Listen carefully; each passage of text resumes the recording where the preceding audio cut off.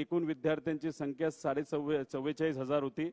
निकालाची तारीख 12 जून 2026 आणि मग तात्पुरती गुणवत्ता यादी ही 22 जुलैला लागणार होती आणि पात्र उमेदवार 506, त्यातले 150 म्हणजे 506 हे इंटरव्ह्यूसाठी आणि 150 हे आता फायनल त्यातून होणार होते। पुढे आता ह्याच्यात झालं काय की एक क्लास कौतल्य अकॅडमी नंदुरबार, त्या क्लास मधून जो तिथं पाटील जो कोणी माणूस असेल त्याली तो जो पेपर होता, म्हणजे पेपर म्हणजे एमपीएससीचा पूर्ण पेपर फुटला असं आपल्याला म्हणता येणार नाही, पण पेपर सेट करणारा व्यक्ती फुटला आणि या क्लासेसकडे 90% प्रश्न हे आधीच दिले गेले होते आणि ते दिल्यानंतर तिथे 20 मार्च म्हणजे 2 दिवस आधी, 22 मार्चला परीक्षा होती, 2 दिवस आधी तो परीक्षार्थी उमेदवाराच्या मोबाईलवर तो जे प्रश्न होते 90% ते त्याच्याकडे आले, त्याचा अभ्यास केला गेला आणि मग ह्यात होतं असं एक समजून घ्या की तो जो क्लासेसचा माणूस आहे तो त्या उमेदवारांना पैशांचा ॲडव्हान्स दिल्यानंतर, पैसे दिल्यानंतर व्हॉट्सअपवर सगळ्या गोष्टी पाठवायच्या आणि 2-3 मिनिटांनंतर तो डिलीट फॉर ऑल करून टाकायचा।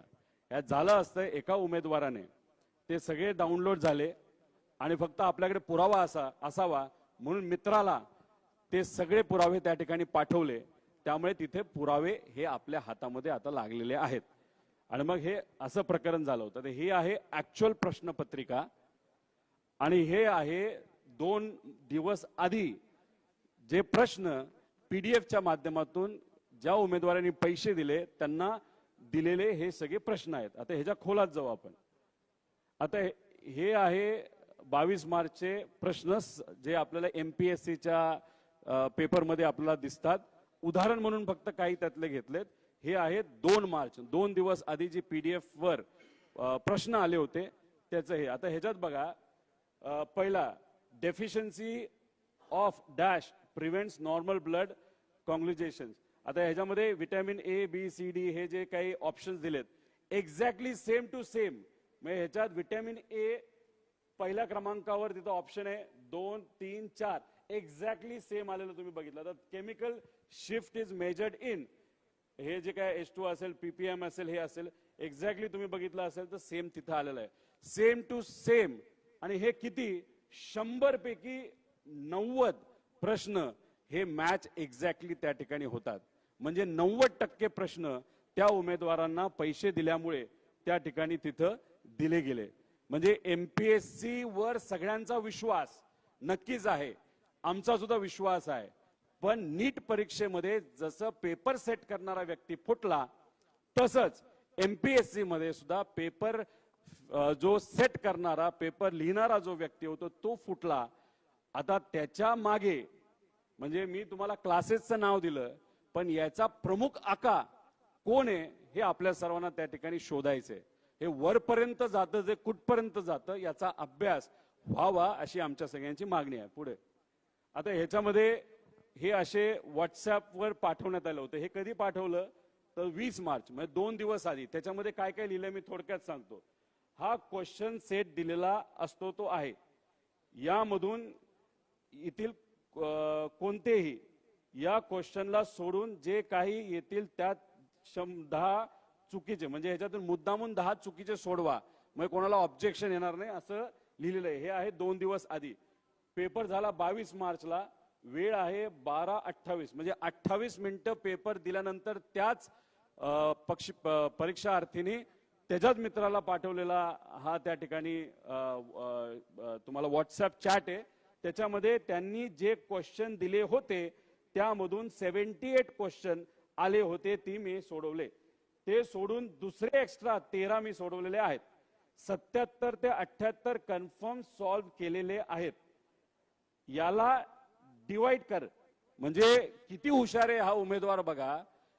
याला मल्टिप्लाय कर ऐवजी डिवाइड कर असं म्हणतो, कारण एक प्रश्न हा 2 मार्काचा होता। म्हणजे समजा त्याला 70 जर त्याला पूर्णपणे सोडवले असतील तर त्याला 140 मार्क मिळणार, पण त्याला हे सुद्धा माहित नव्हतं आणि त्याची इंग्लिश सुद्धा तुम्ही जर वाचली त्याच्यावरनं कळेल तो उमेदवार किती हुशार आहे म्हणजे अकॅडमिकली।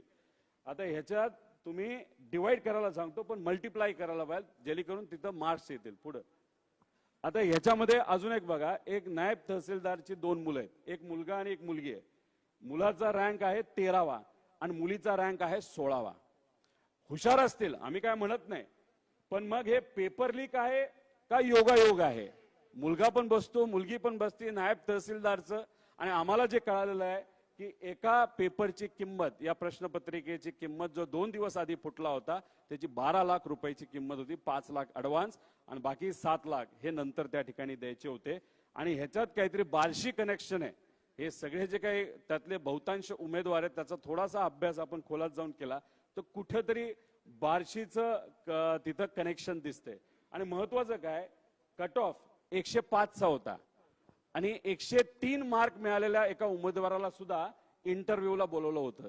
हे का बोलवलं, कोणामुळे बोलवलं, कोणाचा दबाव होता, कोणाकडनं प्रेशर दिलं गेलं का, ह्याच्यात वेगळे व्यवहार झाले हे सुद्धा त्या ठिकाणी आपल्याला बघावं लागेल. पुढं आता ह्याच्यामध्ये काय काय बघायचंय, अकॅडमिक कमी असेल पण स्पर्धा परीक्षेत चांगली कामगिरी करून जातात असे उदाहरणे तसं बघितलं तर फार कमी असतात. म्हणजे 10वीत फार काटाली पास झालाय, 12वीत एकदा नापास झालाय, एकदा पास झालेला आहे आणि तो एमपीएससी मध्ये खूप भारी करतो असे फार 1% खालचे उदाहरणं आहेत.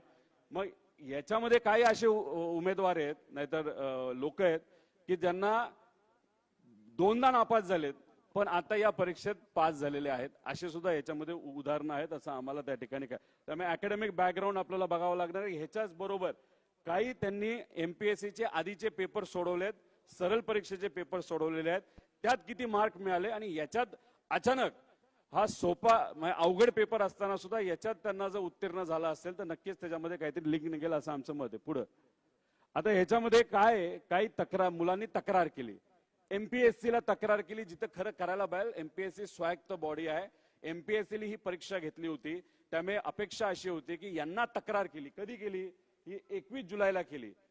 रिझल्ट आला कदाचित 24 जुलैला, म्हणजे किती दिवस आधी, 2 ते 30 दिवस आधी, रिझल्टच्या आधी तक्रार केली एमपीएससीला. आतापर्यंत कुठलंही उत्तर हे दिलं गेलं नाही. आणि जेव्हा त्यांना त्या ठिकाणी विचारलं जातं तेव्हा ते म्हणतात की तुमच्यावर पोलिसांची कारवाई करू, तुम्हाला उचलू, तुम्हाला हे करू ते करू. म्हणजे एमपीएससी हे विद्यार्थ्यांचं असणारं संस्था आणि तिथले अधिकारी त्यांना धमक्या देत आहेत की तुमच्याकडे बघू आणि हे करू. तर हे चुकीचं आहे. अजूनपर्यंत एमपीएससी कडनं उत्तर आलेलं नाही. एफडीए चांगले, तुकाराम मुंडेंचं काम आता तिथं चांगलंय, लगेच त्यांनी तिथं उत्तर दिलं, पण ते तसं काय करू शकणार नाहीत. त्यांनी जास्तीत जास्त तो सगळा विषय हा एमपीएससी कडे दिलेला आहे. एमपीएससी कडनं अजून त्या बाबतीत कुठलंही उत्तर आलेलं नाही. पोलिसांनी प्रश्नच आहे, अजून काहीच केलं नाही. स्वायत्त बॉडी कसं करायचं, काय करायचं, आता तो आम्हाला फारच चांगला अनुभव आलेला आहे. अजितदादांच्या बाबतीत सुद्धा इथं सुद्धा तसंच काहीतरी झालंय असं आपल्याला म्हणावं लागेल. पुढं आता ह्याच्यामध्ये आमच्या मागण्या काय आहेत, आयोग आणि एफडीएने संबंधित प्रकरणी तात्काळ चौकशी करावी, तात्काळ एफआयआर दाखल करण्यात यावा, त्यानंतर स्क्रीनशॉटचे तात्काळ फॉरेन्सिक ऑडिट करण्यात यावं. म्हणजे तो जो पाटील कोण जे आहे कुठल्या तरी त्या अकॅडमीचा, सगळी त्याची डाउनलोड करावं लागतील, कारण बरेचसे त्यांचा संवाद तो डिलीट केलेला आहे. त्यामुळे डाउनलोड केल्यानंतर सगळी माहिती येईल. जो नंबर आम्ही देणार आहोत ते तुम्ही डाउनलोड करा, जो उमेदवार आहे जो पास झालाय त्याची तुम्ही तिथे डाउनलोड करा आणि ह्याची पूर्णपणे शहानिशा त्या ठिकाणी करण्याची जरूरत आहे. आता आम्ही लिहिलंय तर सीबीआय कडे तुम्ही तपास द्या, कारण सीआयडी कडनं अपेक्षा आपण करू शकत नाही. सीआयडीचा फार चुकीचा अनुभव आम्हा सगळ्यांना अजितदादांच्या बाबतीत त्या ठिकाणी आलेला आहे. आणि दोषींवर आणि संबंधित अधिकाऱ्यांवर तत्काळ कारवाई करावी. पूर्ण चौकशी झाल्याशिवाय फायनल रिझल्ट आणि जॉईनिंग देऊ नये अशी आमच्या सगळ्यांची त्याच्यामध्ये मागणी. याच्यात काही प्रामाणिक मुलं आहेत ज्यांनी कष्ट करून अभ्यास करून पास झालेत, पण काही ठराविक लोकांनी पैसे देऊन पास झाल्यामुळे या सगळ्यांवर आक्षेप आम्ही सगळेजण त्या ठिकाणी घेत आहोत. पुढे आता ह्याच्यामध्ये तुम्ही बघा, म्हणजे आता तो विषय महत्वाचा होता. ह्याच्यात आम्ही तलाठी भरतीबद्दल बोललो होतो. तुम्हाला आठवत असेल, मी अनेक वेळा तो मुद्दा तुमच्या मदतीने सुद्धा लोकांपर्यंत मांडला होता, अधिवेशनात मांडला होता. आणि आम्हाला धमकी, हे त्यावेळेसचे जे रेव्हेन्यू मिनिस्टर होते विखे पाटील साहेब, त्यांनी धमकी दिली होती की रोहित पवारवर कारवाई करू, एफआयआर करू. बाकीच्या विषयात एफआयआर दुर्दैवाने होत नाही, पण माझ्यावर एफआयआर करायला हे मोठे मंत्री साहेब त्या ठिकाणी गेले होते. 25 ते 30 लाखाचा व्यवहार या तलाठी भरतीमध्ये एका पेपरमध्ये झाला असं आम्ही म्हणत होतो. त्याच्याच बरोबर आम्ही पुरावे दिले, कोट्यावधी रुपयाचा भ्रष्टाचार झाला, हे सगळं त्या ठिकाणी आम्ही सांगून पण सरकारने आमचं ऐकलं नाही, आमच्यावरच FIR करायला निघाले होते. मग आम्ही गेलो मुख्यमंत्री साहेबांकडे. मग मुख्यमंत्री साहेबांकडे गेल्यानंतर त्यांनी सांगितलं की आमच्याकडे पुरावे द्या. आम्ही दिले पुरावे, मुलांनी पुरावे दिले. पुढे घ्या ना. पुरावे द्या म्हणाले, आम्ही दिले पुरावे. पुरावे देऊन सुद्धा त्या बाबतीत काय नाही झालं. पण त्याच्यात तर एका कुठल्या तरी उत्तरामध्ये त्यांनी सांगितलं मीडियाली ह्या खोट्या बातम्या छापल्यात, मीडियावरच हक्कभंग आणायला पाहिजे असं त्यांनी त्या ठिकाणी सांगितलं. आता बघा, हे सगळं आम्ही मांडलं, आम्हाला वेड्यात काढलं, मुलांना वेड्यात काढलं, मीडियाला वेड्यात काढलं. पण पुढे जाऊन काय झालं बघा. पुढे घ्या. ही सगळी मुलं, त्यातली काही मुलं गेली मॅट मध्ये, आणि मॅट मध्ये गेल्यानंतर सुनावणी झाली, सगळे पुरावे त्या ठिकाणी बघितले, आणि सगळे पुरावे बघितल्यानंतर मॅटली सांगितलं की याच्यामध्ये 62 घोटाळेबाज तलाठी भरती घोटाळ्यात सापडले आहेत. म्हणजे याच्यात घोटाळेबाज सापडले म्हणजे पेपर हा फुटला होता. एका पेपरच्या पाठीमागे 40 ते 50 लाख रुपये दिले गेले होते, घेतले गेले होते. खूप मोठा भ्रष्टाचार त्या ठिकाणी झालेला आहे. 2 महिन्यापूर्वी हा निकाल मॅटली दिलाय. 3 महिने मॅटली या सरकारला दिलेले आहेत याच्यावर ऍक्ट करण्यासाठी. आणि त्यांनी हेही सांगितलं 62 पर्यंत हा विषय थांबणार नाही, याच्यापेक्षा जास्त आकडे असू शकतात, हे मॅटली सांगितलेलं आहे. मग मॅटली सांगितलं. आता पुरावा आम्ही देऊन तुम्ही मान्य करत नव्हता. आता फडणवीस साहेबांना आम्ही विचारतो, घ्या पुरावा आणि काय करता तुम्ही सांगा. ऑगस्ट एंड पर्यंत तुम्हाला या बाबतीतलं उत्तर द्यायचंय. जर ऑगस्ट एंड पर्यंत या बाबतीतलं उत्तर या सरकारच्या माध्यमातून जर दिलं गेलं नाही तर या सरकारला हे महागात पडेल. 10 लाख विद्यार्थी या परीक्षा त्या ठिकाणी देतात. हे 10 लाख विद्यार्थी रस्त्यावर आल्याशिवाय राहणार नाही. ऑगस्ट अखेरपर्यंत काय हे इन्व्हेस्टिगेशन करतात हे आम्ही सर्वजण तिथं बघणार आहोत. आणि थातूर मातूर इन्व्हेस्टिगेशन जर केलं गेलं, जसं थातूर मातूर उत्तर आम्हाला अधिवेशनामध्ये दिलं गेलं, मीडियामध्ये या सर्व नेत्यांनी त्या ठिकाणी दिलं गेलं, असं थातूर मातूर इन्व्हेस्टिगेशन या बाबतीत झालं तर मग हे या सरकारला महागात पडेल. जे कोणी लोक जबाबदार आहेत, आणि खास करून आमची ही मागणी असू शकते की मंत्री जे त्यावेळेसचे होते विखे पाटील साहेब यांनी आमच्यावर FIR करण्याचा त्या ठिकाणी विषय मांडला होता. आता हे सगळे पुरावे मॅटलीच त्या ठिकाणी जर दिले असतील तर मग त्यांचा राजीनामा आज घ्यायला काय हरकत आहे, नाही तर त्यांच्यावर FIR करायला काय हरकत आहे, असं आमच्या सगळ्यांचं या विषयाच्या बाबतीत मत आहे. त्यामुळे आता TET पेपर फुटी. म्हणजे देवेंद्र फडणवीस साहेबांनी सांगितलं की TETचा पेपर पहिल्यांदा हा महाविकास आघाडीच्या काळामध्ये फुटला, म्हणजे हे हास्यास्पद होतं. म्हणजे देवेंद्र फडणवीस साहेबांना शब्दाचा खेळ करता येतो असं कुठेतरी आपल्याला म्हणावं लागेल. खरं तर TETचा पहिला पेपर 2018 मध्ये फुटला होता, तेव्हा ते स्वतः तिथं मुख्यमंत्री होते, आणि परत आत्ताच्या 2 महिन्यापूर्वी तो तिथं फुटला होता. आता ह्याच्यामध्ये प्रतीश देशमुख, अभिषेक सावरीकर, शिक्षक उपसंचालक तुकाराम सुपे, हे सगळे लोक आता जे 2 महिन्यापूर्वी पेपर फुटला त्याच्यामध्ये सुद्धा आहेत असं आम्हाला कळतंय. आणि हा जो सुशील खोडवेकर हा पण कोणाच्या संबंधित हे आपल्या सगळ्यांना बघावं लागलं. आणि अभिषेक सावरीकर हा कोणाचा पैसा मॅनेज करतो, कोणाच्या जवळ आहे, कोण त्याचे लाड पुरवतात, क्लिस्टर क्लिअर संबंध कोणाबरोबर आहेत हे खऱ्या अर्थाने आता आपल्याला बघायची आहेत. आणि अधिकाऱ्याचा मुलगा मंत्रालयामध्ये त्याचा मोठ्या प्रमाणात वावर होता. जेव्हा दुसऱ्यांदा TET घोटाळा झाला म्हणजे 2 महिन्यापूर्वी, तेव्हा हे सगळे सोशल मीडिया अकाउंट हे एका रात्रीत डिलीट केले. तेव्हा आम्ही प्रश्न विचारला होता, याला तुम्ही का पकडत नाही, याच्यावर तुम्ही का चर्चा करत नाही, याचं इन्व्हेस्टिगेशन का करत नाही. पण याच्या मागे कोणतरी खूप मोठा व्यक्ती असं आपल्याला म्हणावं लागेल. नीट पेपर, महाराष्ट्राचा पेपर फुटला हे आपल्या सगळ्यांना माहिती. काय झालं, युवा जेव्हा रस्त्यावर येतो तेव्हा सरकारला अहंकार हा बाजूला ठेवून आता अहंकारी सरकारला झुकावं लागतं, हे आपण सगळ्यांनी त्या ठिकाणी बघितलेलं आहे. पुढं SRPFचे डिटेल आहे, त्याच्याशी पेपर फुटीचे जलसंधारणचे आहेत, हे सगळे डिटेल जर तुम्हाला पाहिजे असेल तर आम्ही देऊ. पुढं आता याच्यामध्ये आम्ही काय म्हणालो होतो की पेपर सातत्याने फुटतायत, तुम्ही पेपर फुटीसाठी कायदा आणा. आम्ही बोलून बोलून फार थकलो. आम्ही विनंती केली, देवेंद्र फडणवीस साहेबांना भेटलो, आम्ही गव्हर्नर साहेबांना भेटलो, आम्ही ह्यांना भेटलो, त्यांना भेटलो, अधिवेशनात बोलण्याचा प्रयत्न केला, पण आमचं कुणी तिथं ऐकत नव्हतं. आणि मग शेवटी जे आपल्या देशाचे प्रेसिडेंट आहेत त्यांनी एक अध्यादेश काढला की आता या देशामध्ये पेपर फुटीवर कायदा आला पाहिजे. आणि त्यानंतर आपल्या सरकारने एक थातूर मातूर कायदा आणला, त्याचं आम्ही स्वागत केलं. पण त्याच्यामध्ये बदल व्हावेत अशी आमची मागणी होती.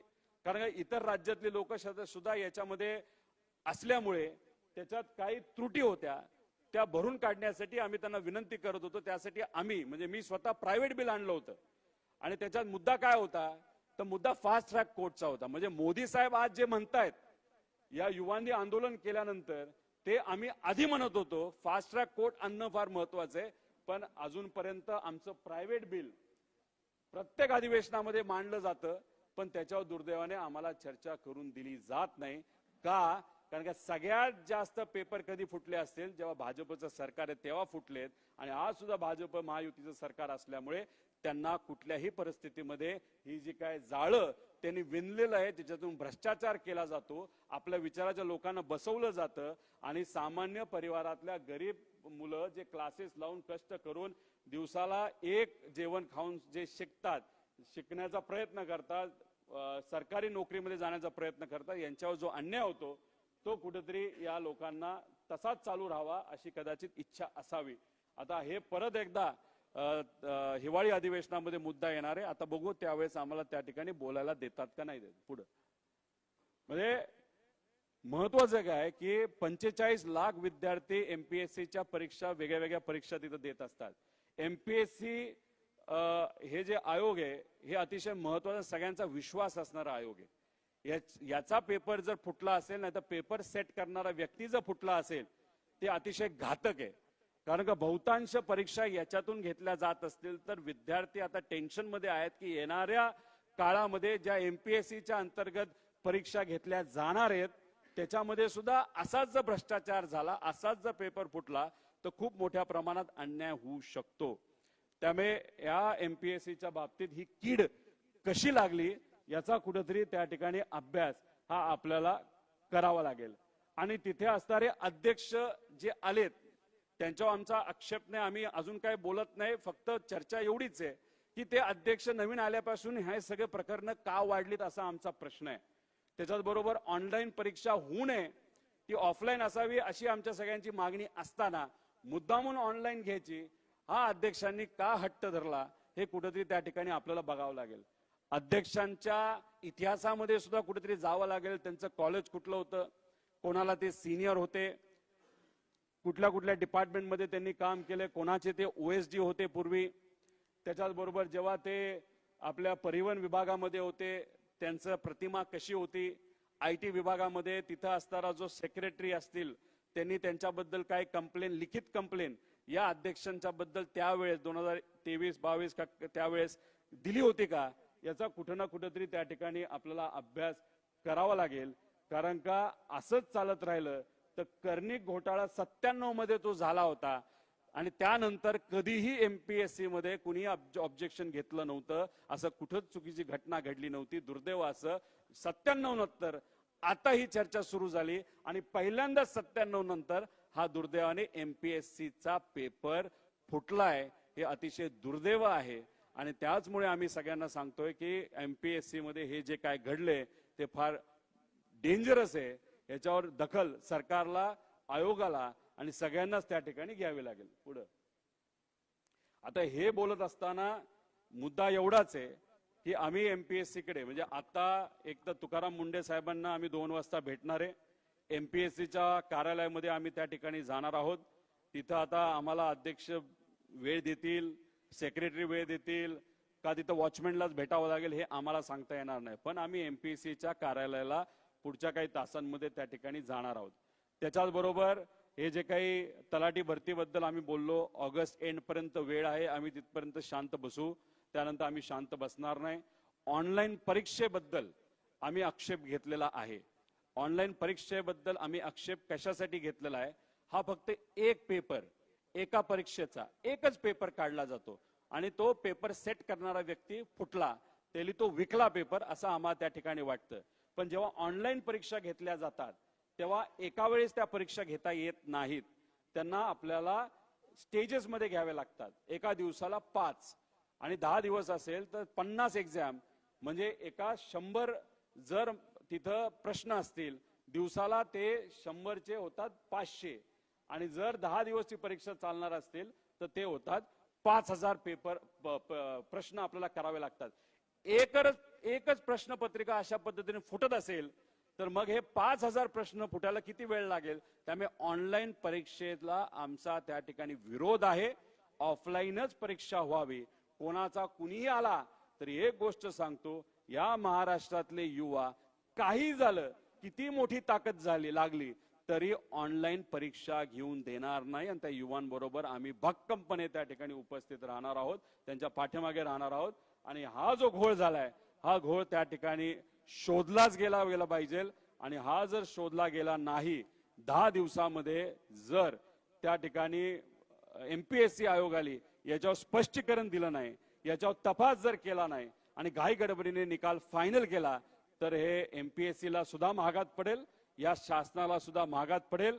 त्यामुळे पुढच्या काही दिवसांमध्ये एक तर या विषयासाठी, त्याच्याच बरोबर प्राध्यापक भरतीमध्ये सुद्धा काही प्रमाणात वेगळ्या पद्धतीचा घोटाळा त्या ठिकाणी सुरू होण्याची शक्यता आहे.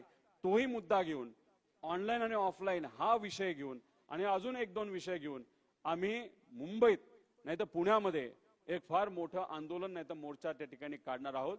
त्याच्या आधीच सरकारने जरासं हुशार व्हावं, आयोगाला हुशार व्हावं आणि या विषयाच्या बाबतीत त्यांनी लक्ष घालावं अशी विनंती त्या ठिकाणी करतो. नाहीतर नीट परीक्षेच्या बाबतीत काय झाले, हे नीट या सरकारला सरळ केलेलं आपण सगळ्यांनी त्या ठिकाणी बघितलेलं आहे. त्यामुळे MPSCच्या विषयाच्या बाबतीत सुद्धा महाराष्ट्रातला युवा या सरकारला सरळ केल्याशिवाय राहणार नाही. धन्यवाद.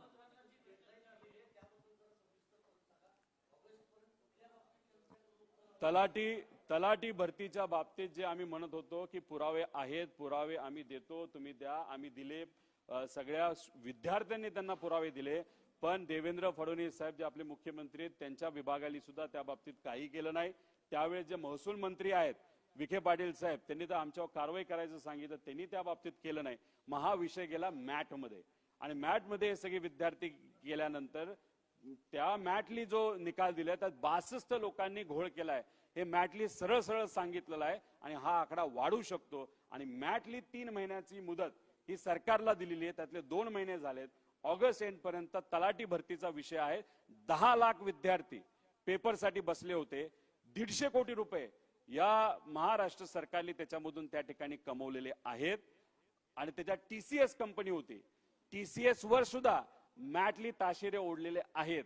आणि आता ऑनलाईन परीक्षा घ्यावी यासाठी जो हट्ट सरकार करत आहे त्यात सुद्धा TCSच आहे. त्यामुळे या सगळ्या गोष्टीला आमचा विरोध आहे. त्यामुळे जे तलाठी भरती त्याचा निकाल, त्याचा जो इन्व्हेस्टिगेशन आहे अजून 1 महिन्यात त्यांना द्यायचं, तो एक मुद्दा. पण तो होऊस तर आम्ही थांबणार नाही. आम्ही या MPSC परीक्षेमध्ये हा जो घोटाळा झालेला आहे औषध परीक्षेच्या बाबतीत, तिथं नक्कीच पुढच्या 10 दिवसामध्ये सरकारकडनं, आयोगाकडनं जर आम्हाला स्पष्टीकरण आलं नाही तर या विषयासाठी, ऑनलाईन ऑफलाईन परीक्षेसाठी, प्राध्यापक भरती विषयासाठी आम्ही 100% रस्त्यावर पुढच्या 10 दिवसामध्ये आल्याशिवाय राहणार नाही.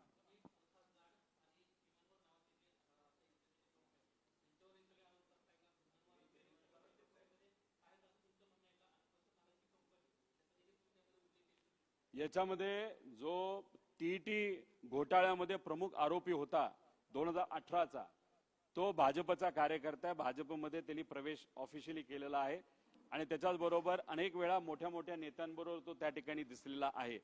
त्याचे आणि क्रिस्टल या कंपनीचे फार जवळचे संबंध आहेत आणि बऱ्यापैकी त्याचे लाड त्या माध्यमातून त्या ठिकाणी पुरवले जातात. आणि एक फार मोठ्या नेत्याचे आर्थिक व्यवहार हा माणूस त्या ठिकाणी बघतो. त्याचं नाव काय, नाव सौरी का काहीतरी नाव आहे, अभिषेक, तो त्या ठिकाणी आहे. त्याच्याच बरोबर MPSCचे जे अध्यक्ष आहेत त्यांच्या पास्ट बद्दल मी सांगितलं.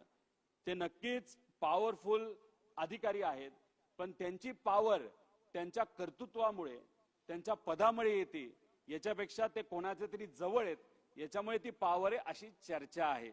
आणि मग तशी चर्चा असल्यामुळे त्या माणसाला असं वाटतं की तो जे करेल त्याला कुणी काय करू शकत नाही. असा जर चुकून अहंकार जो केंद्र सरकारला होता, जो या युवांनी हाणून पाडला, असाच जर आयोगाच्या प्रमुखाला चुकून असेल तर मग आयोगाचं वाटोळ झाल्याशिवाय राहणार नाही. जेव्हा आयोगाला अडचण येते तेव्हा लाखो करोडो मुला मुलींच्या स्वप्नाला अडचण येऊ शकते, गरिबांना अडचण येऊ शकते. म्हणून म्हणतो या आयोगामध्ये जर असं काहीतरी घडत असेल, 97 मध्ये एकदा घडलं, त्यानंतर आत्ता हे पहिल्यांदाच त्या ठिकाणी घडत आहे. जर हे असं घडत असेल तर हे आपल्या सर्वांसाठी दुर्दैवी आहे. कारण की एमपीएससीतून चांगले चांगले अधिकारी होत असतात, लोकांची सेवा करत असतात. पैसे देऊन झालेला अधिकारी हा लोकांची सेवा कधी करत नसतो. जेवढे पैसे दिलेत त्याच्यापेक्षा 10 पट पैसे आपल्याला कसे कमवता येतील याचाच प्रयत्न तो करत असतो. तलाठी भरती हे सरळ परीक्षेच्या माध्यमातून झालेली भरती आहे. 40 लाख रुपये देऊन जर एखादा तलाठी झाला असेल तो पहिले 40 लाख वसूल करेल आणि मग लोकांच्या सेवेबद्दल त्या ठिकाणी विचार करेल. म्हणून हे जे काय पेपर लीक झाले, पेपर फुटलेले आहेत आणि त्याचं मी सगळं सत्र टीटी पासून पार पोलीस भरतीपर्यंत हे सगळ्या गोष्टी तुम्हाला सर्वांना सांगितलेल्या आहे. हे या सरकारमध्ये फार चुकीच्या पद्धतीने त्या ठिकाणी सुरू आहेत आणि मी फक्त आत्ताच सांगतोय असं नाही, आतापर्यंत या विषयामध्ये आम्ही बोलत आलेलो आहे. पण जेव्हा एमपीएससीचा पेपर फुटला हे म्हणजे जागा होण्याची वेळ त्या ठिकाणी आली आहे असं आमचं सगळ्यांचं मत आहे.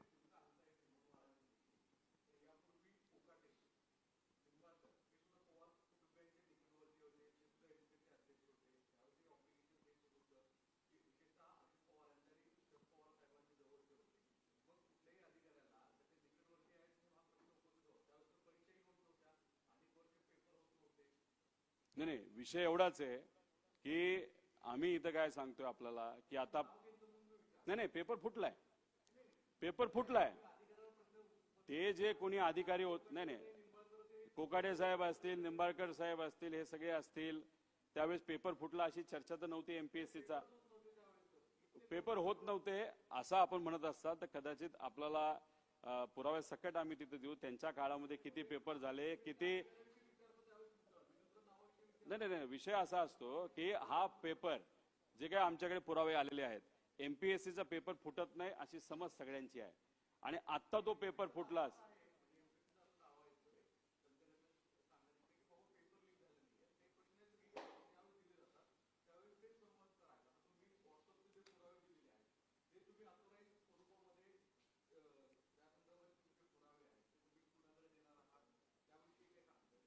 नाही, आम्ही एमपीएससी कडे जाणार आहोत. त्यांनी आम्हाला परवानगी दिली तर अध्यक्षांना आम्ही भेटू. अध्यक्ष नसतील तर जो दुसरा कुठला अधिकारी असतो त्यांना भेटू आणि जर कुणीच भेटायला तयार नसेल तर वॉचमॅनला भेटू. आम्ही तिथं जाणार आहोत. नाही, विषय एवढाच आहे की हा मुद्दा विद्यार्थ्यांनी मांडला होता पेपरचा रिझल्ट येण्याच्या 2 दिवस आधी. पण दुर्दैव असं एमपीएससी कडनं कुठलंही उत्तर त्याला दिलं गेलं नाही. आणि मग जेव्हा विद्यार्थ्यांवर अन्याय होतो तेव्हा काही लोकांना हा विषय हातात घ्यावा लागतो. तो विषय आता आम्ही हातात घेतलेला आहे. त्यामुळे एमपीएससी या बाबतीत काय करते हे आपल्याला बघावं लागेल. अधिकाऱ्यांवर आम्ही आक्षेप घेत नाही, पण जेव्हा एमपीएससी मध्ये एखादा पेपर फुटला अशी जेव्हा चर्चा होती, त्याची काही प्रमाणात पुरावे आपल्या समोर येतात तर नक्कीच हे फार मोठी धोक्याची घंटा आहे. हे मात्र त्या ठिकाणी कुठेतरी चर्चा त्या ठिकाणी होत असते आणि एखाद्या अधिकाऱ्याचा बॅकग्राऊंड कसं असतं त्याच्यावरनं तो अधिकारी खरंच त्या सिस्टमला न्याय देऊ शकतो का नाही देऊ शकत अशी चर्चा नक्कीच त्या ठिकाणी होऊ शकते. आणि या अख्खे सगळे पुरावे हे त्या ठिकाणी आयोगाला दिलेले आहेत. पण मग पुरावे देऊन सुद्धा आयोग जर काहीच बोलणार नसेल तर याच्यावर आम्ही काय म्हणायचं. आता एफडीएने लगेच उत्तर दिलं, लगेच त्यांनी तिथं तपास हा लवकरात लवकर व्हावा असं लगेच त्याच दिवशी सांगितलं. पण एमपीएससीने अजूनपर्यंत जर उत्तर दिलं नसेल तर मग याच्या खोलात खऱ्या अर्थाने जाण्याची जरूरत आहे असं आमचं सगळ्यांचं मत आहे.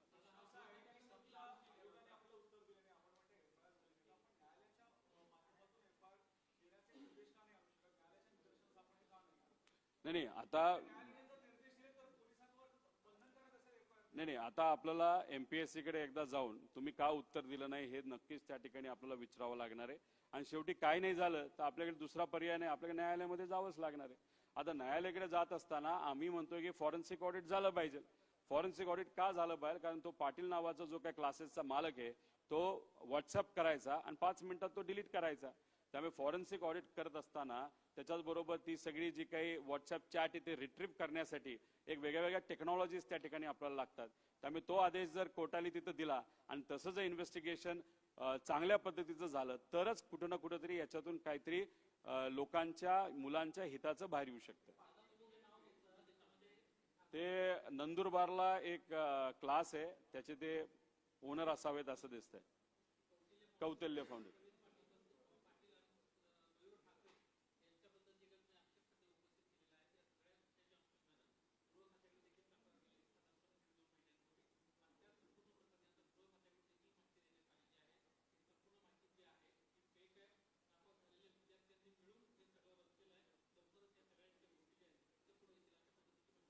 आमचं तर म्हणणं आहे की लवकरात लवकर तुम्ही त्या ठिकाणी पुराव्यासकट एखादा पोलीस अधिकारी आला आणि मग नुसतं आपलं मोघम बोलला असं आम्हाला चालणार नाही.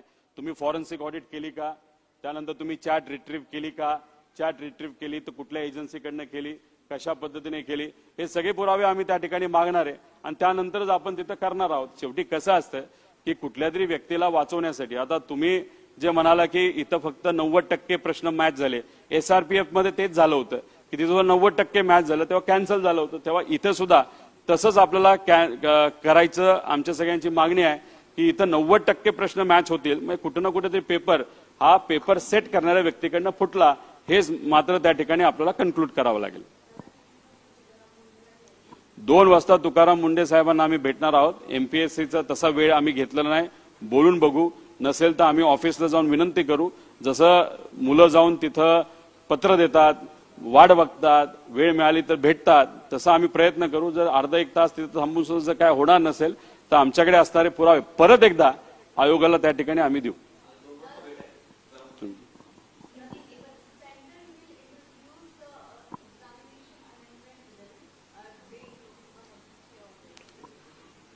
ये जो this particular bill in 2024 when NEET exam paper was first, it was leaked for the first time. That time also Prime Minister sir had told the Parliament that we have already brought in a bill for Qaida in related to that. But then nothing happened. Now if that bill is being tabled, so we'll definitely welcome it. Because it has to be properly implemented. The person who is going to be heading that particular agency is also a well-reputed person. So what we feel is that definitely is a welcome step. But now there are other issues to it, wherein the leader of opposition, Mr. Rahul Gandhi ji, will definitely speak in Parliament about that issues.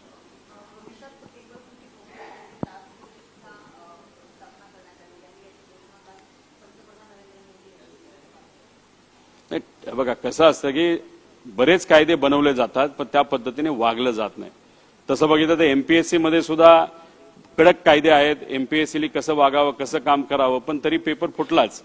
आणि आम्ही सुद्धा राज्य सरकारला तेच विनंती करत होतो, fast track court असावं, त्याच्यानंतर तुम्ही पनिशमेंट जे आहेत, जे काही तुम्ही तिथं जबाबदारी फायनल झाल्यानंतर त्यांच्यावर ज्या काही कारवाई तुम्ही करणार आहात त्या स्ट्रिक्टच्या स्ट्रिक्ट जास्तीत जास्त त्या ठिकाणी कराव्यात. पण दुर्दैव असं महाराष्ट्रात अजून म्हणजे कायदा आला पण तो इतका स्ट्रिक्ट नाहीये, त्याच्यातून बऱ्याच पळवाटा आहेत. पळवाटा असतील तर मग ही चोरी तशीच सुरू राहील. पळवाटा जेवढा आपल्याला कमी करता येईल तेवढा प्रयत्न त्या ठिकाणी झाला पाहिजे.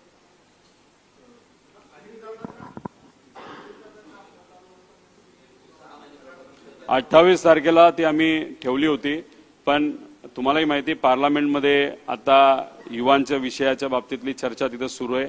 महाराष्ट्रामध्ये सुद्धा त्या बाबतीतली चर्चा सुरू आहे. त्यामुळे 2-3 दिवसांनी पुढे म्हणजे 30-31 मध्ये 1 तारखेला आम्ही त्या बाबतीतली पत्रकार परिषद मुंबईमध्ये घेणार आहोत.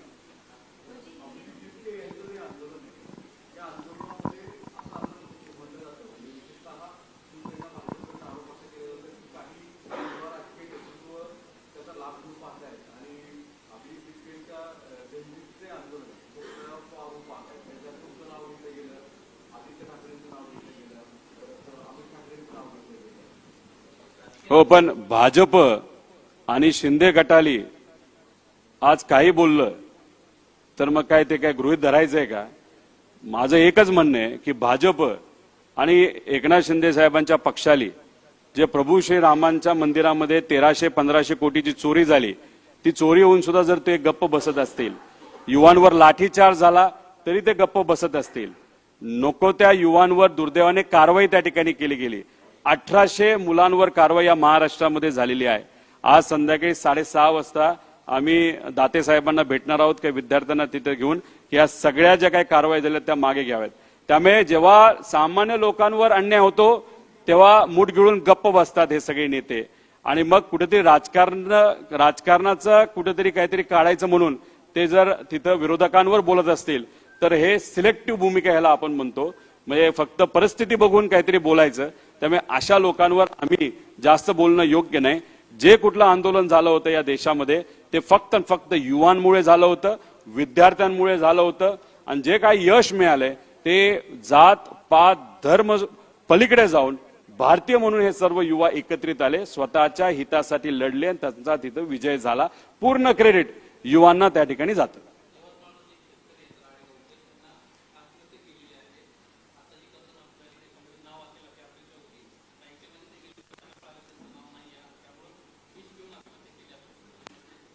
असं झालं असेल तर हे अतिशय दुर्दैव आहे. मला असं कळालं काही दिवसांपूर्वी 5,000 शेतकऱ्यांची नावं डिक्लेअर केली.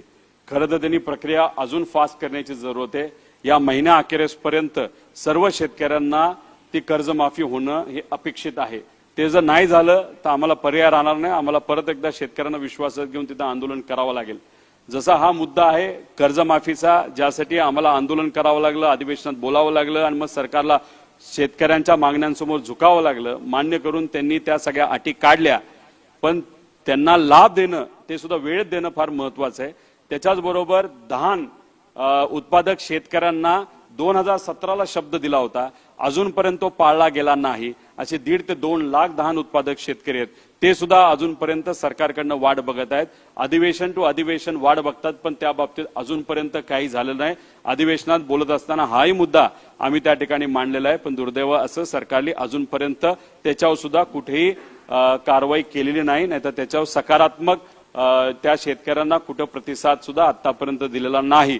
त्यामुळे या महिना अखेरपर्यंत कर्जमाफी बिना अट कर्जमाफी जर सरकारकडनं झाली नाही तर मग शेतकरी शांत बसेल असं आम्हाला वाटत नाही.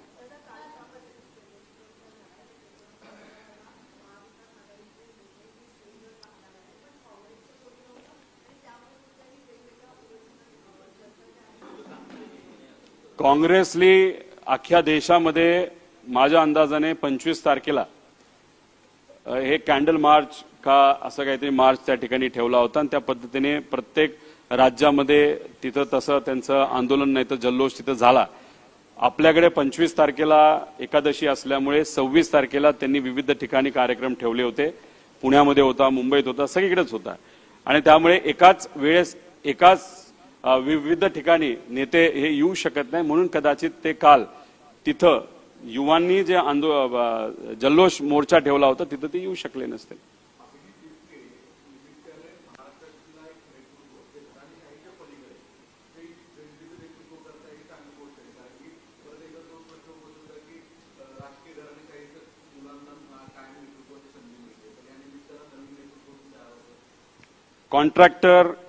कॉन्ट्रॅक्टरची मुलं, त्यानंतर काही माजी अधिकारी, नेत्यांची मुलं मुली यांच्यापेक्षा जर सामान्य परिवारातून काही लोक पुढे येत असतील तर स्वागत करण्यासारखीच गोष्ट आहे.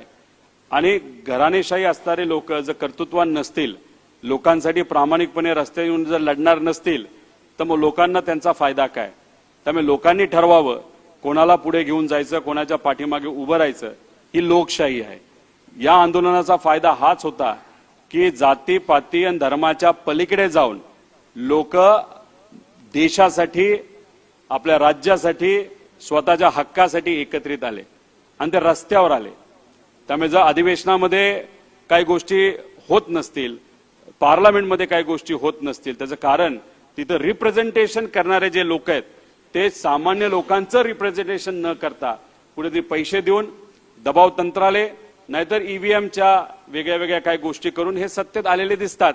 त्यामुळे जिथं कुठं मी गेलेलो आहे, युवांशी संवाद साधलेला आहे, त्यांचं स्वागत केलंय, त्यांचं अभिनंदन केलंय आणि त्याच्याबरोबरच हेही सांगितलेलं आहे की मतदार यादीमध्ये तुमचं नाव नसेल तर तुम्ही नोंदून घ्या. SIRच्या विरोधात पण तुम्ही बोला, डिलिमिटेशनच्या विरोधात तुम्ही त्या ठिकाणी बोला, पण मतदान करा आणि चांगल्या लोकांना निवडून द्या. त्यामुळे 29ला जो व्यक्ती लोकांसाठी लढत नाही त्या व्यक्तीला लोक निवडून देतील असं मला वाटत नाही. त्यामुळे भूमिका घेत असताना स्पष्ट रस्त्यावर उतरून सामान्य लोकांची भूमिका घेणं महत्वाचे आहे. एकदा हिकडं आणि एकदा तिकडं अशा पद्धतीने भूमिका घेणारे लोकांना लोक पाठबळ देतील असं आम्हाला वाटत नाही.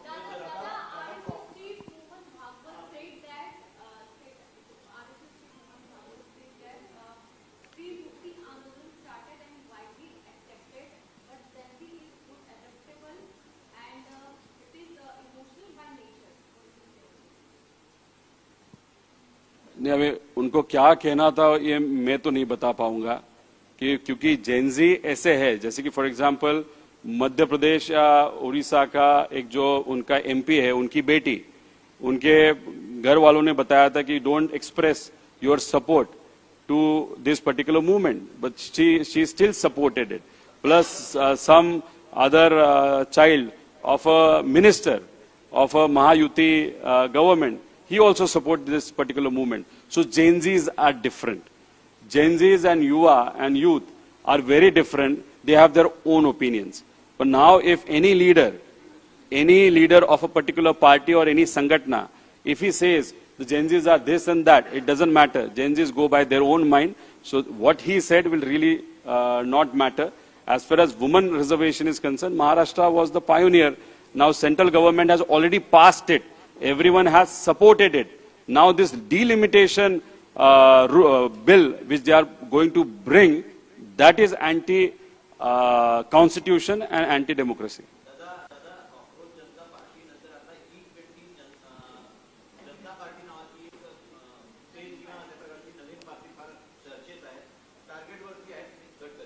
लोक संघटित झाल्यानंतर एका विषयासाठी लढले आणि लढून समोर किती मोठा अहंकार असला तरी तो मोडून काढला आणि या आंदोलनाला विजय त्या ठिकाणी त्यांना मिळाला.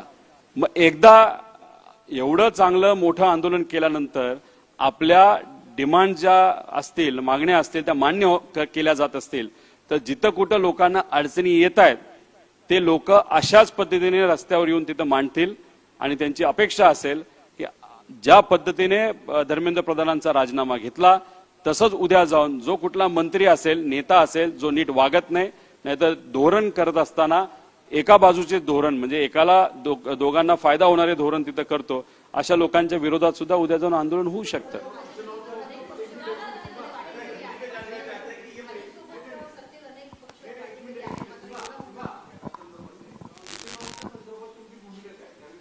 एथॉनॉलच्या बाबतीत बोलत असताना 20% टेक्निकली आम्हाला जे कळालेलं आहे, ज्या काय 5-6 वर्षाच्या गाड्या आहेत 20% तिथं जर आपण एथॉनॉल मिक्स केलं तर मग ते चालू शकतं टेक्निकली. हे टेक्निकल रिपोर्ट आहेत ARI आणि बऱ्याच मोठ्या संस्थेचे.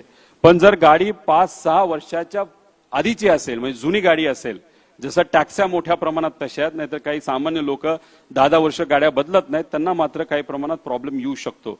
आणि 20%च्या खूपच पुढे आपण जर गेलो तर मग टेक्निकल अडचण गाडीमध्ये नक्कीच येऊ शकते. त्यामुळे एथॉनॉल प्रोग्राम एका लिमिट पर्यंत नक्कीच तो स्वागत करण्यासारखा आहे, चांगला आहे. पण ती कुठल्या गाडीत पेट्रोल टाकलं जाते हे जर बघितलं नाही तर गाडीला पण मोठ्या प्रमाणात अडचण येऊ शकते आणि टेक्निकल अडचणी नक्कीच त्या ठिकाणी होऊ शकतील.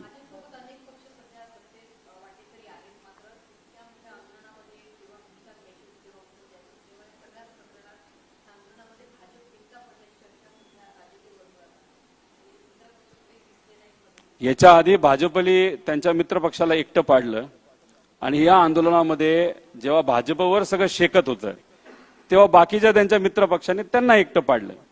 त्यात चंद्रबाबूंचा पक्ष असेल, एकनाथ शिंदे साहेबांनी कुठून तरी वरून आदेश आला म्हणून 2 दिवसापूर्वी त्यांनी स्टेटमेंट महिन्यानंतर त्या ठिकाणी दिलं. त्यामुळे कुठं ना कुठं तरी त्यांच्या मित्रपक्षांनी सुद्धा युवकांची भूमिका बघितल्यानंतर, जेनझीची भूमिका बघितल्यानंतर, ज्या पद्धतीने सोशल मीडियावर ते ट्रोल करतात आणि कोणालाच ते घाबरत नाही हे सगळं बघितल्यानंतर स्वतः मात्र चुप बसले आणि भाजपवर मात्र त्या ठिकाणी ते शेकत गेलं. कारण मंत्री हा भाजपचाच होता आणि अनेक वर्षांपासून मंत्री राहिलेला तो व्यक्ती होता धर्मेंद्र प्रधान.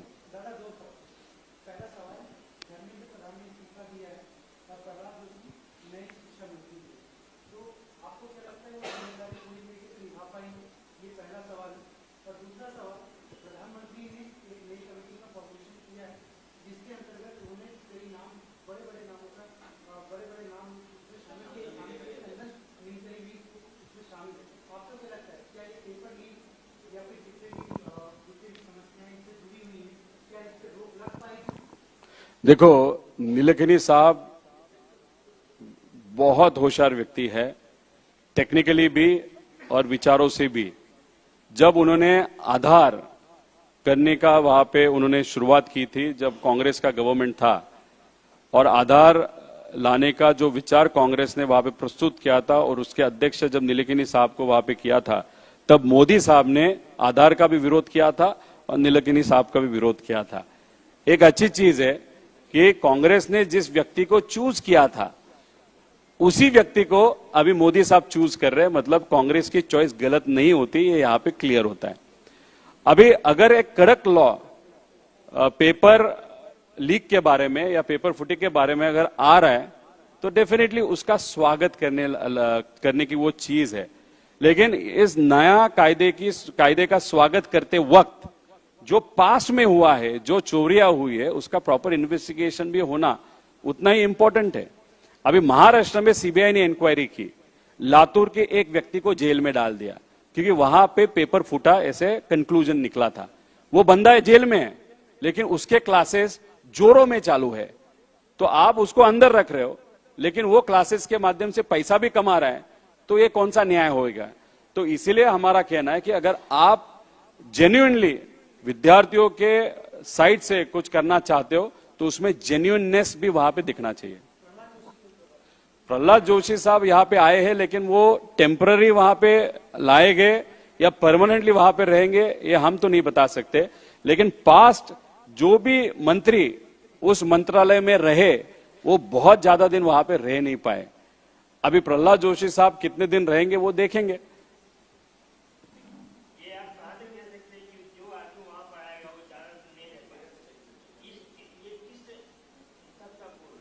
पास्ट हिस्ट्री पे वहां पे जो मंत्री थे वो पूरे 5 साल वहां पे रहे नहीं, उनको चेंज किया गया। आप थोड़े भाजपा के ही इतिहास को थोड़ा सा देखिएगा।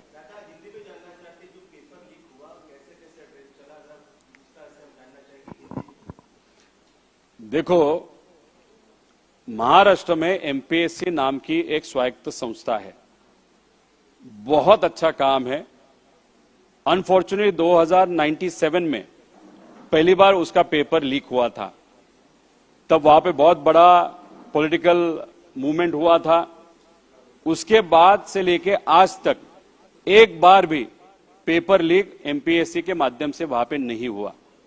अनफॉर्चुनेटली 2 महीने पहले जो एफडीए का एग्जाम होता है, जो एमपीएससी ने लिया था, उसका एक पेपर लीक हो गया। वो लीक कैसे हो गया? पेपर की जो तारीख थी जब पेपर लोग देने वाले थे, उसके 2 दिन पहले एक संस्था है नंदुरबार की, उस संस्था ने वहां पे डिक्लेयर कर दिया, और वहां पे डिक्लेयर मतलब सोशल मीडिया पे जिन लोगों ने पैसा दिया उनको कुछ प्रश्न वहां पे दिए थे। 100 मार्क का ये पेपर होता है, उसमें से 90 क्वेश्चंस ये मैच हो गए फाइनल पेपर से। तो ये जो पेपर था, जो वो क्लास ने दिया था 2 दिन पहले, फाइनल एग्जाम के 2 दिन पहले, जो विद्यार्थियों ने पैसा दिया उनको वहां पे व्हाट्सएप पे भेजा था। व्हाट्सएप पे भेजते वक्त 5 मिनट के बाद वो डिलीट फॉर ऑल करता था जो भी व्यक्ति वहां पे था, लेकिन उसके पहले ये जो उम्मीदवार थी जो सिलेक्ट हो गया है, उस उम्मीदवार ने अपने दोस्त को प्रूफ के लिए कि आगे जाके वो ऐसा ना हो जाए, पैसा लिया कुछ नहीं किया, इसलिए प्रूफ के लिए एक उसके दोस्त को पूरे चैट्स वहां पे भेजे थे, वो क्वेश्चंस भी भेजे थे। और वो क्वेश्चन जब हमारे पास आए विद्यार्थियों के माध्यम से, उसमें 90% क्वेश्चंस मैच हो गए। मतलब एमपीएससी का पेपर लीक हो गया, उससे महत्वपूर्ण है पेपर सेट करने वाला व्यक्ति। ये जैसे नीट में जिस व्यक्ति ने पेपर सेट किया था वो वहां पे करप्ट हो गया था, वैसे ही एमपीएससी में भी जिस व्यक्ति ने ये पेपर एफडीए का सेट किया, उससे वो पेपर बाहर गया और उसका व्यवहार हुआ। एक पेपर 12 लाख को गया, ऐसी चर्चा है। इसलिए इस विषय के बारे में प्रॉपर इन्वेस्टिगेशन होने की जरूरत है, ऐसे हमारी सबकी मांग है। हमको अभी पता चला जो होम डिपार्टमेंट है वो बोल रहे हैं कि ऐसा कुछ नहीं हुआ, लेकिन ऐसा कुछ नहीं हुआ, एक स्टेटमेंट से वहां पे कुछ नहीं होगा। हमारा कहना है कि फॉरेंसिक ऑडिट चाहिए। आप जो भी डंप है, जो व्हाट्सएप चैट है, उसके पूरे पुरावे हमको वहां पे चाहिए होंगे, क्योंकि तलाटी भर्ती जब हुई थी महाराष्ट्र में 10 लाख विद्यार्थी बैठे थे, उसमें से 4000 लोगों को वहां पे नौकरी मिली। उसमें भी बहुत बड़ा भ्रष्टाचार हुआ था, जिसमें हमने बात की, हमने विरोध किया। सरकार से हमको उत्तर आया ऐसे कुछ नहीं हुआ, आप झूठ बोल रहे हो। लेकिन मैट जो क्वासी जुडिशियल एक बॉडी है, उन्होंने सरकार को ये बोला कि हाँ उसमें चोरी हुई है, तो वहां पे सिद्ध हुआ। तो ऐसे हमारा कहना है एमपीएससी का ये जो पेपर फूटा है उसके बारे में भी प्रॉपर इन्वेस्टिगेशन होने की जरूरत है।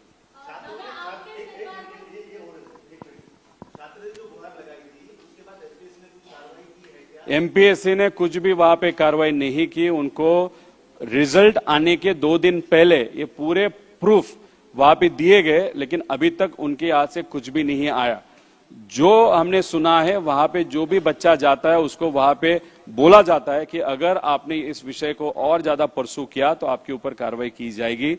अभी बच्चों के ऊपर अगर दबाव तंत्र वहां पे हो रहा है तो हम खुद कुछ घंटे बाद 4 घंटे बाद वहां पे जा रहे हैं।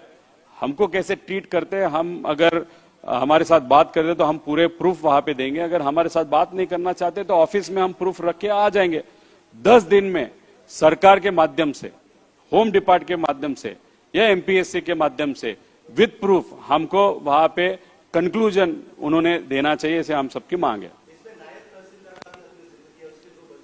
नहीं, उसमें देखो वो शायद होशियार भी हो सकते हैं या पेपर लीक के कारण वो वहां पे आए होंगे।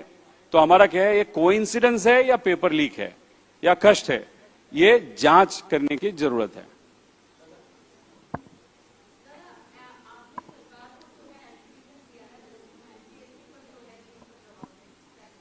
नहीं, हमने तो अल्टीमेटम दिया है कि इस विषय के बारे में उनकी तरफ से प्रॉपर क्लैरिफिकेशन आना चाहिए।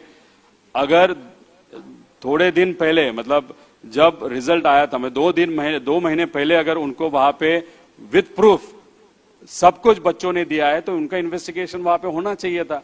इसलिए 10 दिन में जो भी उनका इन्वेस्टिगेशन हुआ है उसके प्रूफ के साथ हमको एक्सप्लेनेशन, बच्चों को एक्सप्लेनेशन देना बहुत इंपॉर्टेंट है। अगर 10 दिन में एक्सप्लेनेशन न एमपीएससी के माध्यम से, न होम डिपार्टमेंट के माध्यम से, न सरकार के माध्यम से वहां पे आया, तो ये विषय को लेके उसी के साथ जो प्रोफेसर भर्ती का मुद्दा है, जिसमें भी लोगों का कहना है जिस तरीके की भर्ती होने वाली है उसमें से भी करोड़ों रुपए का वहां पे व्यवहार एक पद के लिए वहां पे हो सकता है, वो भी एग्जाम ट्रांसपेरेंटली एमपीएससी के माध्यम से हो, ऐसी हम सबकी मांग है। वो भी मुद्दा हम लेने वाले हैं। उसी के साथ ऑनलाइन ऑफलाइन का ये जो मुद्दा है, जिसके लिए सरकार के माध्यम से सिर्फ 1 साल की स्थगिति दी है, हमारा कहना है उसके परपेचुअल स्थगिति उस विषय को चाहिए, ऐसी हम सबकी मांग है। उस विषय के लिए आगे के 10 दिन में एक बहुत बड़ा मोर्चा मुंबई में नहीं तो पूना में हम वहां पे निकालेंगे।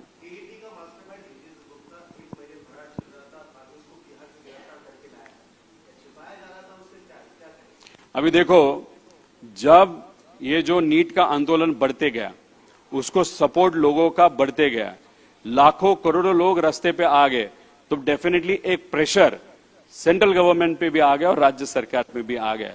और राज्य सरकार को मालूम था कि ये टीईटी का मुद्दा डेफिनेटली बाहर आने वाला है। इसीलिए कोई बोलने के पहले जिस व्यक्ति को शायद छुपाया है या वो छुप रहा था, उसको उन्होंने पकड़ा। उसका हम स्वागत करेंगे, लेकिन सिर्फ पकड़ के कुछ नहीं होगा। जैसे कि लातूर के एक व्यक्ति को पकड़ा है जिसके बहुत सारे क्लासेस थे, वहां से पेपर लीक हुआ, वो अभी जेल में है। वो जेल में होने के बाद भी उसके क्लासेस अभी चालू है। तो इस तरीके का अगर वहां पे इन्वेस्टिगेशन सरकार के माध्यम से होने वाला है, तो डेफिनेटली ये हम चलने नहीं देंगे।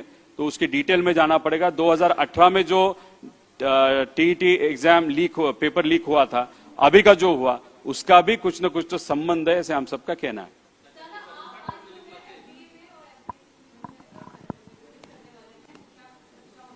नहीं, 2 बजे हम एफडीए जा रहे हैं तुकाराम मुंडे जी को मिलने। उनको भी इस विषय के बारे में डेफिनेटली हम बताएंगे। उनके अंतर्गत ये विषय नहीं आता, लेकिन करप्ट अधिकारी अगर उनके सिस्टम में आएंगे तो उनका जो अच्छा आज काम चालू है वो शायद आगे जाके खराब हो सकता है। तो उनको ये सब प्रूफ हम देंगे।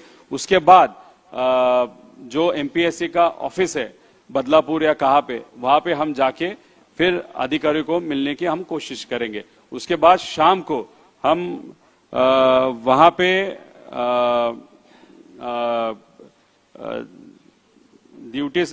यहाँ पे डीजीपी साहब को वहां पे मिलने वाले हैं।